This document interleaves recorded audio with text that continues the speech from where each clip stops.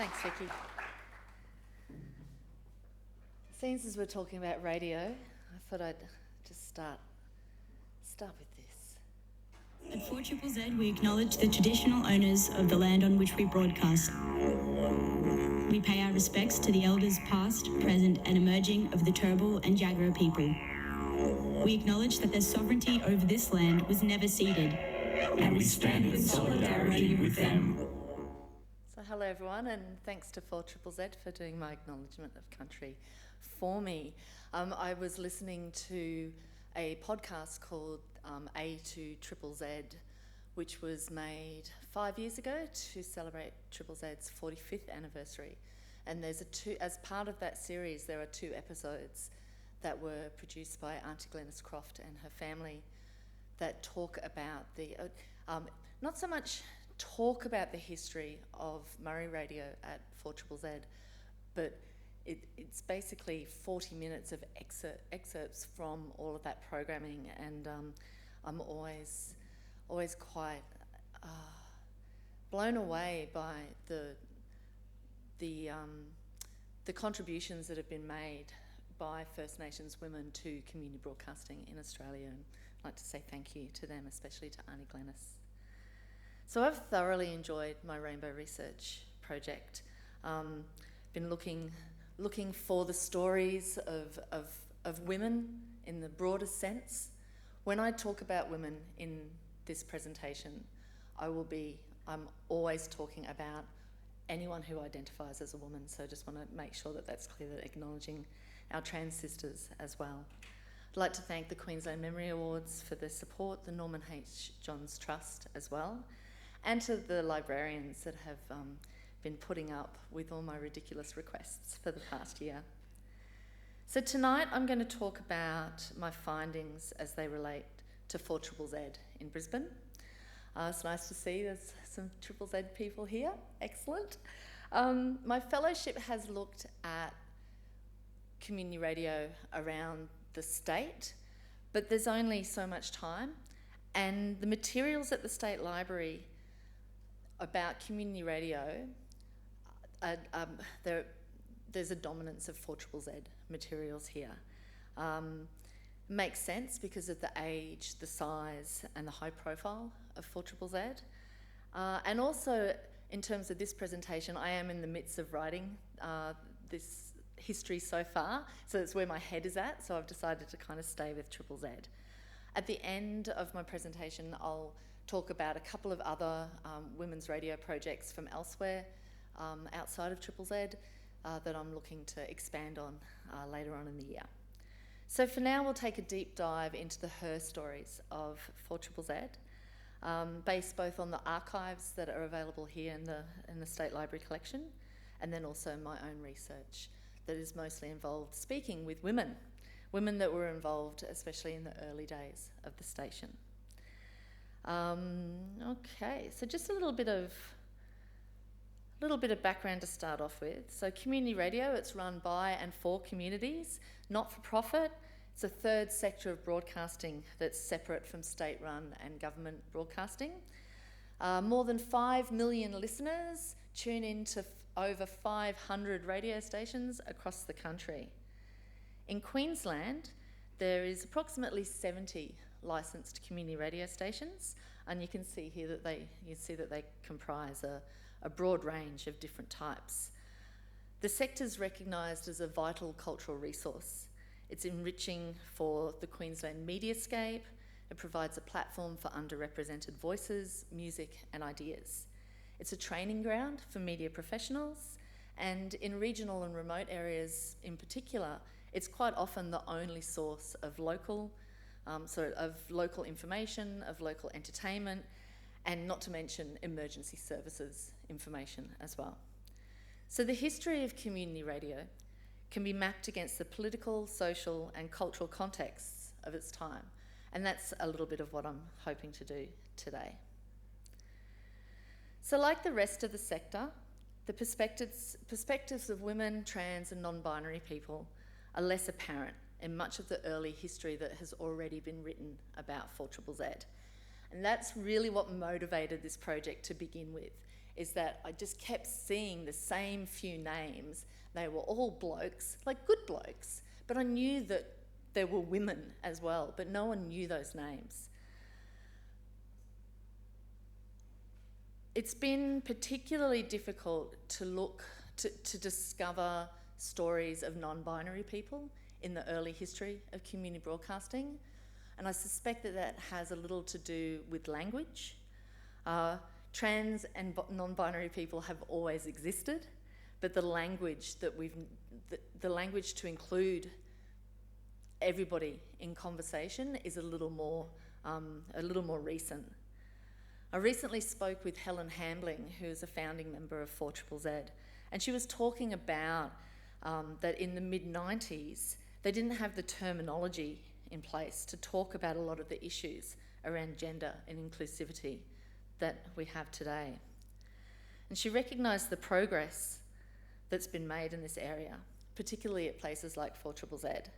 So I like to think that future historians, journalists and researchers who are looking for trans and non-binary stories in community radio will be able to turn to 4ZZZ and to see the ways that the station is currently working to embrace embrace gender diversity. Hopefully this work will be recognised, and I like to think that this is part of 4ZZZ's history in the future, so to keep our eyes out for that. In terms of the audio, everything else that I'm playing, I don't want audio, so I'm going to try and remember to turn things down, or we could just mute the computer now, that would be awesome. So it's impossible to map the origins of 4ZZZ without providing some context, and it's hard to overstate the impact of the Joh Bjelke-Petersen regime, especially on youth countercultures and marginalised communities. The idea for an independent radio station in Brisbane came from the political tensions hitting boiling point in 1971, when Premier Joh Bjelke-Petersen ordered a Queensland-wide, month-long state of emergency in response to the protests against the Springbok rugby team. It was touring Australia at the time. So the all-white South African team had been selected based on apartheid policies, and anti-racist activists were determined to disrupt that tour. So protests and marches were illegal under the Queensland emergency measures. So there were 3 vigils held outside the Tower Mill Motel, it's on Wickham Street, Wickham Terrace, and that's where the Springbok team were staying. 2 of these protests were met with extraordinary violence from police. This involved over 500 police officers, hundreds of which have been brought in from the country to bolster numbers, members of riot squad on the front line, how good was that timing, and as well as plainclothed police officers milling undercover with the protesters. I spoke to Brisbane author Anne Richards.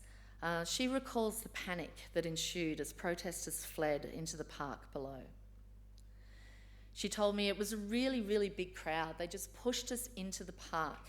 They were just throwing punches and wielding their batons and doing whatever damage they could on whomever, whether it was woman, male, big guy, little guy, kid, didn't matter. So it was basically running from chaos. So this extensive police violence was mostly dismissed or reframed in the mainstream media. Brisbane's leading newspapers mostly ran the government's version of events as if it was straight news. And media apathy towards these stories of police violence and their place in the broader contexts of free speech and anti-racist action only strengthened calls for an alternative media outlet. Founding member of 4ZZZ, Marion Wilkinson, so yes, the future now Walkley Award winner, Logie Award winner, founding member of 4ZZZ. She remembers the idea of an independent radio station in Brisbane being raised as an alternative. We're writing for student newspapers and things like that, she told me. Why aren't we using the new technology? And the new exciting technology was FM radio, believe it or not, back then. FM radio, where you could play fantastic music as well as discuss ideas. Some suggested a pirate radio station, but they're too easy to shut down. What Brisbane needed was something legal, permanent, and powerful enough to reach across Brisbane. So telecommunications in Australia are legislated federally. So that meant that the community broadcasting movement, including activists in Brisbane, they needed to lobby on a national level. But first, the federal government needed convincing that Australia warranted a third type of broadcasting beyond the commercial and government models. All of this changed in December 1972, when Gough Whitlam's Federal Labor Party was elected. Buoyed by Whitlam's pro-media and more liberal agendas in general, the University of Queensland Media Committee formed. That was in March 1973, to lobby for an on-campus radio licence. The University of Queensland was really central to the protest movement in Brisbane, so it made sense that that was where a radio station would live. The UQ Media Committee featured a roll call of 4ZZZ alumni, including but not limited to Marion Wilkinson, Susan Horton, future announcer Helen Hambling. I'll also mention Jim Beatson, John Stanwell and Alan Knight as some of the men on the committee. Helen was a first-year English and politics student at the time and remembers being attracted by a notice on campus advertising for people to come together and talk about applying for a radio licence. I was a complete outsider and newbie, she told me, and started going along to those meetings, and I just got drawn in. I loved it. It was so exciting. We thought we could just do anything, you know. It was amazing. The committee constantly lobbied for a licence through a variety of channels. Delegations travelled to Canberra to speak with politicians and with public servants, who Helen said were mostly quite open to, to their arguments. Committee members also wrote countless letters to every community organisation that they could think of, from the Girl Guides through to trade unions, doing that to gather statements of support. Marion Wilkinson did a lot of that, and she remembers spending hours and hours and hours and hours on ZZZ work to get the station started. She said it was full on, it consumed their lives. And on this slide we can see there's the application, the original application for the first licence, and also a letter from Marion to one of the community organisations, Inside Welfare, looking for support. So in both 1974 and 1975, the UQ Media Committee was given licences to, so experimental licences to run test broadcasts under the call sign for ZZ FM. And then in September of 1975, the media minister of the time, Moss Cass, which is a very rock and roll name, named 12 potential licences that would be offered. And that included what we now know as 4ZZZ. So this was pretty exciting stuff. And construction of the studio and the office complex began almost immediately. The University of Queensland Student Union provided space for the studios and made a substantial cash grant for the purchase of equipment and building materials. And a volunteer team worked quickly to build 3 studios in the basement of the University Refectory building. Early 4ZZZ journalist Margot Foster was one of the many volunteers who joined the station during the construction period. She would arrive each day on her little motorbike, puffing on a pipe, that when I mentioned that to her, she remarked that she still owns and was sitting on the shelf next to where she was speaking to me on the phone. She, so she used to show up and do the construction, and told me that she was quite a practical person and sort of an outdoorsy person, but also her dad was a plumber. And she said, so I was used to tools and stuff like that. I did brickwork, I did the studios. It was just thrilling to be, pulled into a group. Marion Wilkinson also discovered that she was very skilled at masonry, surprising even herself. The quote's not here, but she did also mention that she felt that she was a lot neater than the blokes that were laying the bricks. But she also said it was all heaps of fun, Everyone would do everything. It was a great way for us all to bond together. So it's important to note that despite all of this activity that was going on, the federal government had only issued licence offers. They weren't formalised, and under usual circumstances that wouldn't really be a concern, that was just a technicality. But in the second half of 1975, Australian federal politics were in turmoil, ultimately leading to the unprecedented decision by the Governor-General to dismiss Whitlam, the Prime Minister, in November 11, 1975. So rather than appointing Whitlam's deputy or Prime Minister, the Governor-General appointed the Leader of the Opposition, Malcolm Fraser, as caretaker Prime Minister.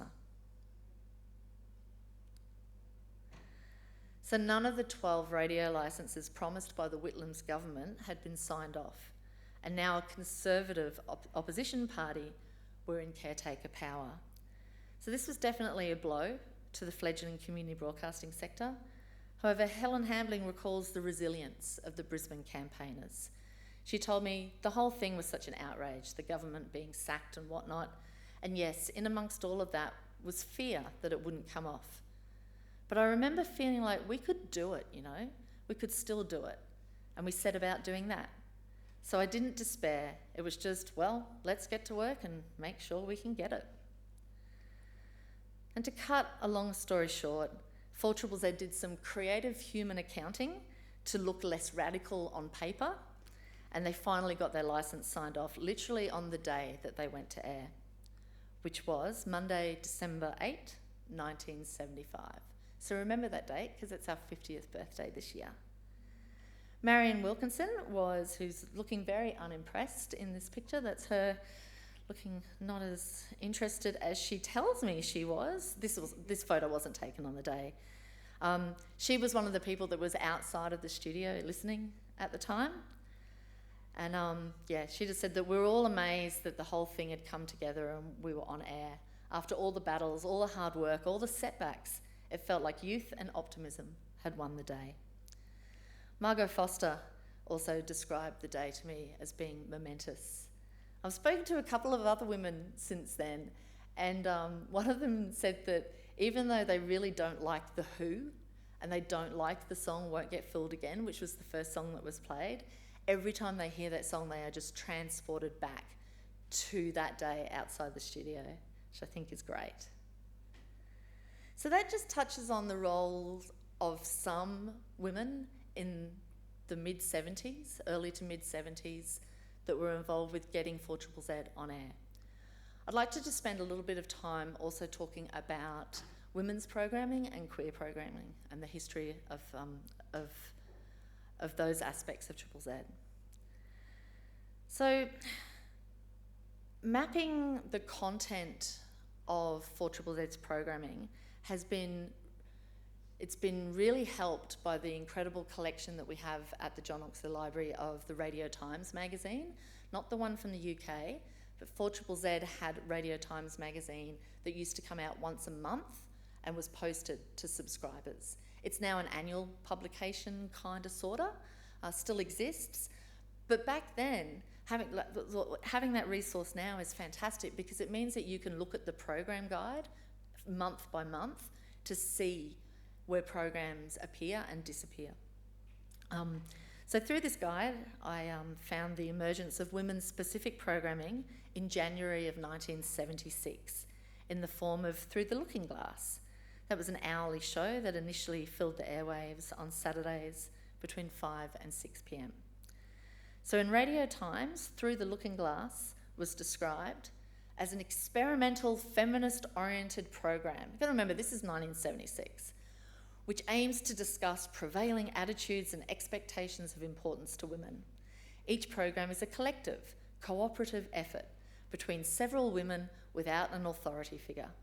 The on-air effect of our cooperative method is, we hope, to break down the concept of the authoritative disc jockey concept of the all-knowing figure behind the microphone.